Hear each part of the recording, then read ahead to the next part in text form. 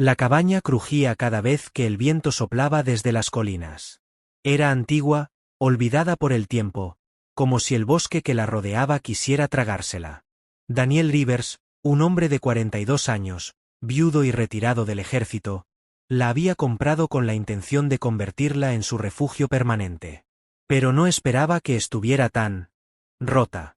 Polvo, telarañas, y el eco de una vida pasada llenaban cada rincón. Había llegado a ese pueblo del norte con la idea de empezar de nuevo, lejos de la ciudad, lejos de las heridas invisibles que la guerra y la soledad le habían dejado. La gente del pueblo era amable, pero reservada. Todos parecían tener sus propios fantasmas. Fue en la tienda de comestibles donde escuchó por primera vez el nombre de Lucía Morales. «Si necesita ayuda con la limpieza de esa cabaña vieja», dijo la mujer tras el mostrador, «puede preguntarle a Lucía. Es callada, pero trabajadora. Y honesta como el día es largo». La encontró una mañana en la plaza del mercado. Ella vendía pan casero y flores silvestres.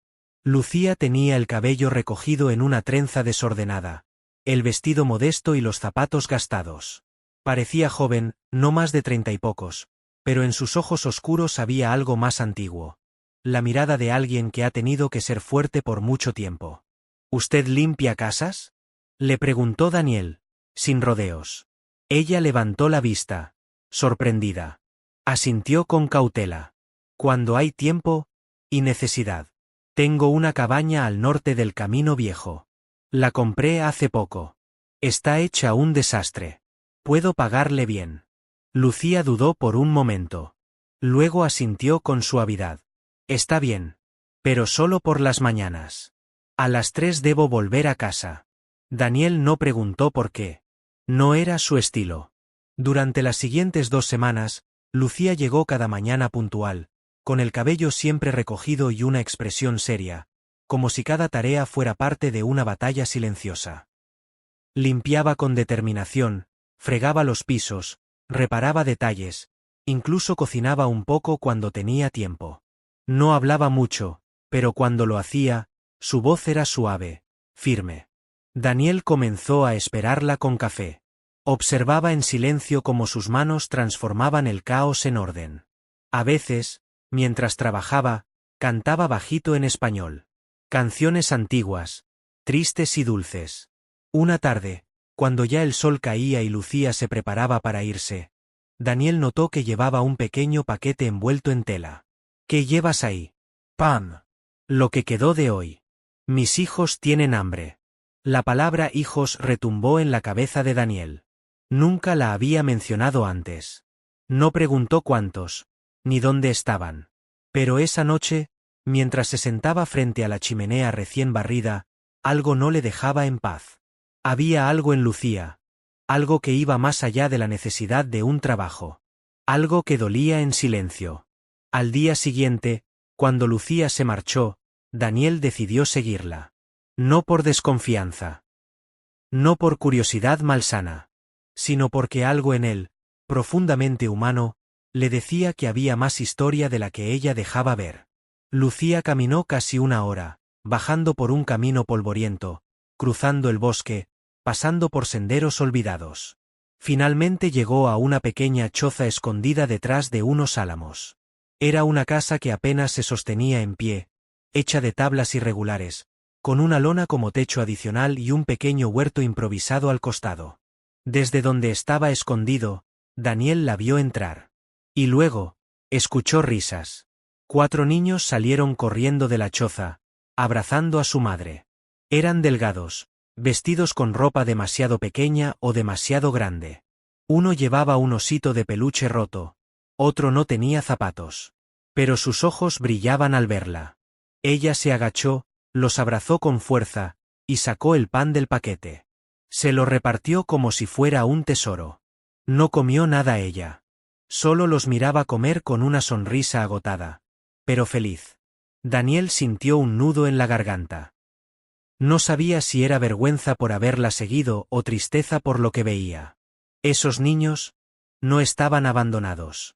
Estaban profundamente amados. Y ella era más fuerte de lo que él había imaginado. Al día siguiente, Cuando Lucía llegó a la cabaña, Daniel la recibió como siempre, con café y silencio. Pero en sus ojos había algo distinto. Un respeto nuevo. Una admiración que no podía ocultar. Quiero ofrecerte algo más que limpieza, le dijo de pronto, rompiendo la rutina. Lucía lo miró, confundida. ¿Perdón? Hay mucho por hacer aquí. Un huerto. Gallinas, quizá. Necesito a alguien que sepa de trabajo duro. Y tú, sabes. Ella frunció el seno. A la defensiva. No necesito caridad. No es caridad. Es una sociedad. Yo tengo espacio. Tú sabes trabajar. Los niños pueden venir. Pueden estar seguros.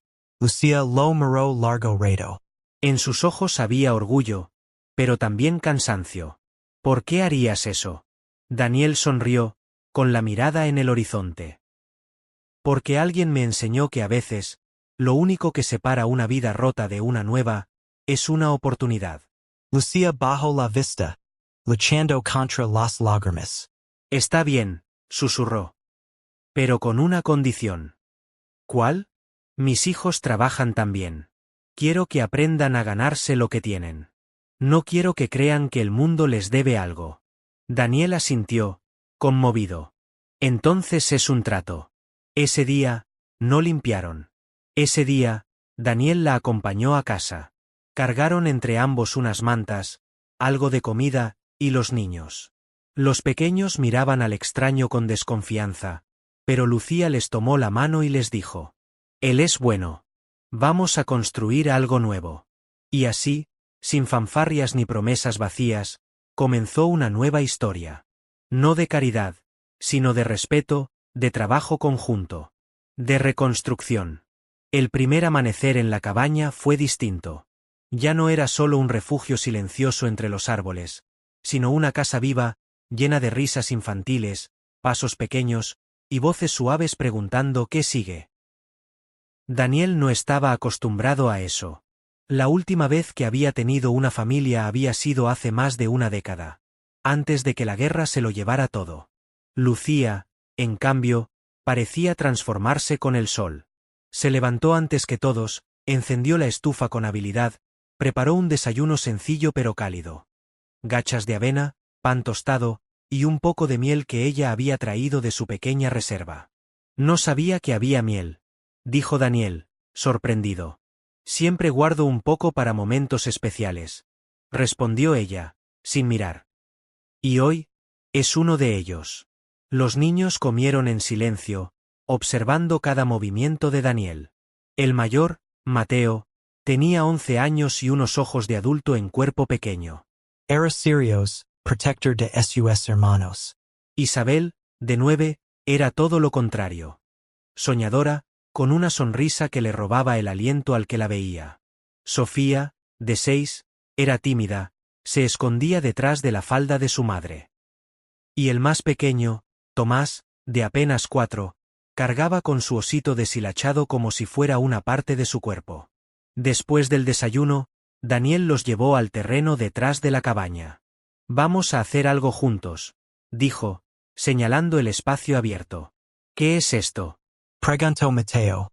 Tu nueva escuela, respondió Daniel, sonriendo. ¿Y tu nuevo trabajo? Sacó una pala, unas semillas, y unos tablones de madera. Lucía, que lo observaba con escepticismo, comenzó a entender lo que él intentaba hacer. Vamos a construir un huerto, dijo. Todos juntos. Aprenderemos a sembrar, a cuidar la tierra, a recoger lo que sembramos. Los niños se miraron entre sí. No estaban seguros si era un juego o una prueba. ¿Y si se muere la planta? Preguntó Sofía con voz temblorosa. Daniel se agachó hasta quedar a su altura. Entonces la volvemos a intentar. Aquí, nadie se rinde a la primera. Durante los días siguientes, la cabaña se transformó. Daniel enseñó a Mateo a usar herramientas, a cortar leña, a medir con precisión. Isabel y Sofía ayudaron a pintar las paredes interiores con cal blanca. Tomás se encargaba de inspeccionar todo con su osito bajo el brazo, y Lucía. Lucía florecía como las semillas que plantaban. Había algo profundamente sanador en la rutina, en el trabajo compartido, en las pequeñas victorias. Una gallina que puso su primer huevo, un brote verde que rompió la tierra, una risa inesperada en medio del almuerzo. Y aunque Daniel no decía mucho, en su corazón algo se iba ablandando. El eco de su soledad comenzaba a ser reemplazado por los sonidos de una familia improvisada. Una noche, mientras los niños dormían en la pequeña habitación que habían arreglado para ellos, Lucía y Daniel se sentaron en el porche, mirando las estrellas. «Nunca me imaginé aquí», dijo ella, rompiendo el silencio. ¿Dónde te imaginabas? No lo sé. A veces, solo sobrevivir día a día era suficiente. Pero tú me diste algo distinto. Daniel la miró de reojo. Tú ya tenías todo lo necesario. Solo necesitabas un espacio para hacerlo florecer. Ella sonrió levemente. Luego, con voz más baja, confesó. No fue fácil. Mi esposo murió hace 3 años. Era jornalero. Un día no volvió. Y de ahí en adelante, todo fue cuesta arriba. Nadie me contrataba con 4 niños. Así que vendía pan, limpiaba casas, y mentía. Decía que solo tenía 1 o 2. No quería que pensaran que era carga. Daniel Asensio. No dijo nada. A veces, el dolor compartido no necesita palabras. ¿Y tú? Preguntó ella. ¿Por qué solo? Daniel Trago Saliva. Mi esposa murió hace 8 años. Cancer. No pudimos tener hijos. Después de eso me enlisté. Quería sentir que tenía un propósito. Pero lo único que encontré fue más pérdida.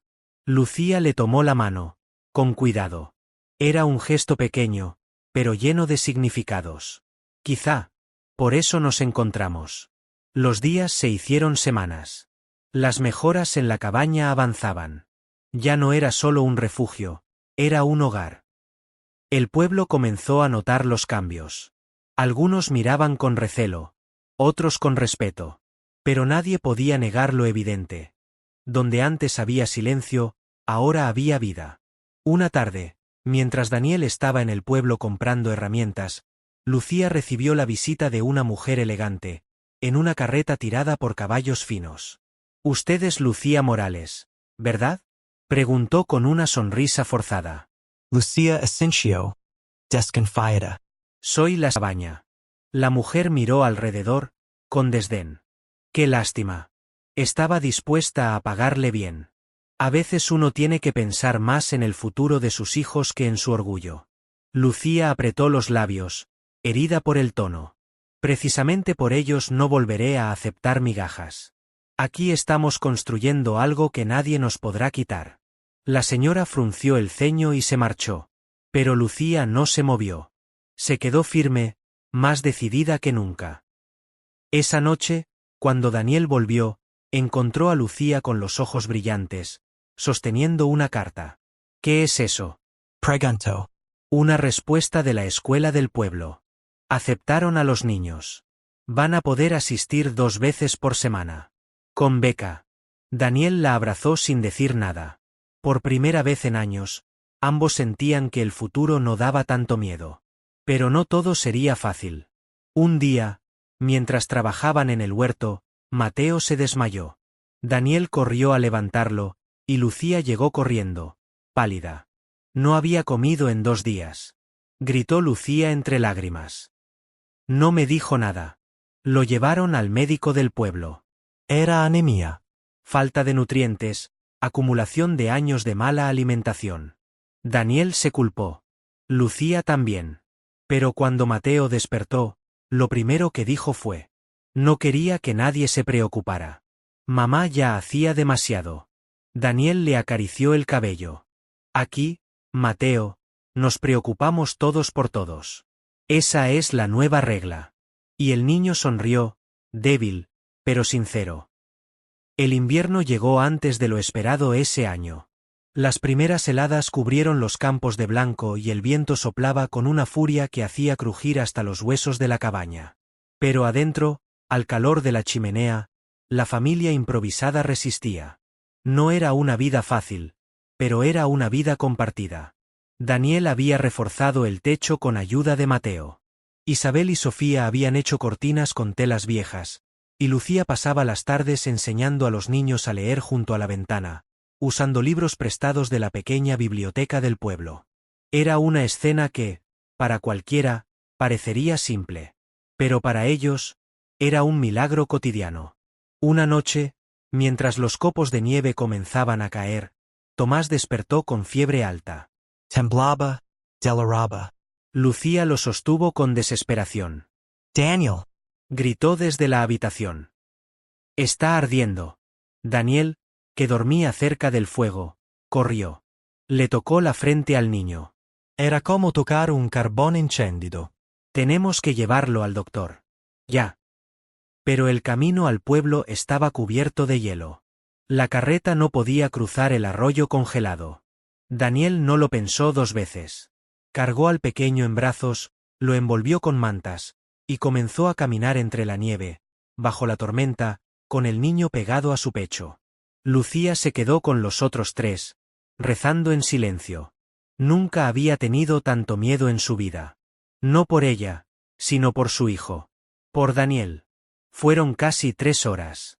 3 horas de caminar entre la ventisca, con los pies entumecidos y la vista borrosa. Daniel llegó al consultorio del doctor apenas con fuerzas. Golpeó la puerta con los nudillos helados y cayó de rodillas. Ayúdenlo. Susurró antes de perder el conocimiento. Cuando despertó, estaba en una camilla, cubierto de mantas. A su lado, Tomás dormía, conectado a una vía intravenosa, con la fiebre bajando. Llegaste justo a tiempo, dijo el doctor. Un poco más y habría sido demasiado tarde. Daniel cerró los ojos, aliviado. Por primera vez en muchos años, lloró sin vergüenza. Al día siguiente, cuando regresaron en una carreta prestada, Lucía salió corriendo a su encuentro. Abrazó a Tomás con desesperación, luego a Daniel, más fuerte, más largo. No necesitó decir nada. Sus lágrimas hablaban por ella. Esa noche, se sentaron todos juntos alrededor del fuego. Daniel sacó una cajita de madera que había guardado durante años. La puso sobre la mesa. ¿Qué es eso?, preguntó Isabel. Algo que guardé porque no tenía a quién dárselo, respondió Daniel. La abrió, revelando un anillo antiguo, de plata envejecida. Era de mi madre, dijo mirando a Lucía. Siempre me dijo que algún día lo entregaría cuando encontrara algo que valiera la pena proteger. Lucía lo miró, sin comprender. ¿Qué estás diciendo? Daniel se arrodilló ante ella. No con un plan, no con promesas grandes, sino con el corazón abierto. No te pido que te cases conmigo ahora. Solo te pido que no te vayas. Que sigamos construyendo esto, día a día. Contigo. Con ellos. Con nosotros. Lucía llevó una mano a la boca, temblando. Miró a sus hijos, que la observaban con ojos grandes. Y luego asintió, con lágrimas en las mejillas. No iba a irme, dijo. Este ya es mi hogar. El rumor no tardó en llegar al pueblo. Algunos lo celebraron. Otros cuchicheaban, como siempre. Pero nadie podía negar lo evidente. Daniel Rivers, el solitario exsoldado, había encontrado una razón para quedarse. Y Lucía Morales, la madre que limpiaba casas, había construido una nueva vida desde la ceniza. La primavera llegó con flores silvestres y el canto de aves nuevas. El huerto floreció, las gallinas se multiplicaron, y los niños crecían más fuertes cada día. Mateo ya manejaba herramientas como un adulto. Isabel escribía cuentos en un cuaderno que Daniel le regaló. Sofía sonreía más. Y Tomás corría por los campos con su osito, ya remendado varias veces, pero intacto. Una tarde, el maestro del pueblo vino a visitarlos. He escuchado de ustedes, dijo. De su historia. De cómo han cambiado las cosas. Estoy buscando una familia que cuide de la escuela rural que abrirá al otro lado del valle. Necesitamos gente trabajadora. Ejemplos para los niños. Lucía y Daniel se miraron. Sabían lo que eso significaba, una oportunidad, una responsabilidad, un nuevo capítulo. ¿Aceptan?, preguntó el maestro. Daniel tomó la mano de Lucía. Ella asintió. Aceptamos. Esa noche, hubo una cena especial. Pan fresco, sopa caliente, y risas que llenaban los rincones. Nadie lo dijo, pero todos lo sabían. Habían sobrevivido a la tormenta. Habían echado raíces. Y lo más importante, ya no estaban solos. El día que empacaron sus cosas para mudarse al otro lado del valle fue distinto a cualquier otro. No porque dejaran atrás la cabaña que los había visto renacer, sino porque, por primera vez, no huían de nada. Iban hacia algo. La nueva casa era más grande, pero aún sencilla. Tenía ventanas grandes, un aula de madera contigua, y espacio para un jardín, una biblioteca pequeña y hasta un columpio que Tomás ayudó a colgar con Daniel. El lugar olía a posibilidades. Lucía decoró las paredes con dibujos de los niños, flores silvestres y frases bordadas que decían cosas como aquí se cultivan sueños o lo que se cuida, florece. Había magia en cada rincón, pero no era magia de fantasía. Era magia de amor, de esfuerzo compartido, de una vida ganada día a día. Los primeros estudiantes llegaron tímidamente. Muchos venían descalzos, con mochilas rotas y ojos cansados. Daniel los recibía en la puerta con una sonrisa sincera. Lucía las daba té calienta, y Grega Mateo las enseñaba cómo plantar una semilla. Los hijos de Lucía se convirtieron en líderes naturales. No porque fueran perfectos, sino porque conocían el camino desde abajo. Aquí todos aprendemos, les decía Isabel a los nuevos. No importa si empiezas tarde, lo que importa es que empieces. La escuela se volvió un refugio. Un lugar donde los niños podían reír, equivocarse, leer cuentos, construir con sus manos y volver a creer que el mundo tenía lugar para ellos. Un día, mientras Lucía revisaba los cuadernos de lectura en la mesa de la cocina, recibió una carta. El sobre estaba arrugado, pero el remitente decía Departamento de Servicios Sociales del Estado. Se le detuvo el corazón. Temblando, lo abrió. Leyó las primeras líneas. Estimada señora Lucía Morales, hemos recibido una denuncia anónima sobre su situación familiar y la de sus hijos. Se ha iniciado una revisión administrativa. El papel le cayó de las manos. Daniel la encontró llorando en silencio. ¿Qué pasó? Ella le entregó la carta, sin poder hablar. Él la leyó, su mandíbula se tensó, y luego se levantó de inmediato. No voy a permitir que les arrebaten lo que han construido, dijo, decidido. En los días siguientes, comenzaron las visitas de los inspectores. Recorrieron la casa, revisaron la escuela, entrevistaron a los niños. Preguntaron sobre los horarios, sobre la alimentación, sobre Daniel. ¿Es usted el tutor legal de estos niños? Le preguntaron. Daniel miró a Lucía, que apretaba las manos con fuerza, y luego a los niños, que lo miraban con miedo. Todavía no, respondió con firmeza. Pero quiero serlo. Los inspectores tomaron nota, fríos, burocráticos.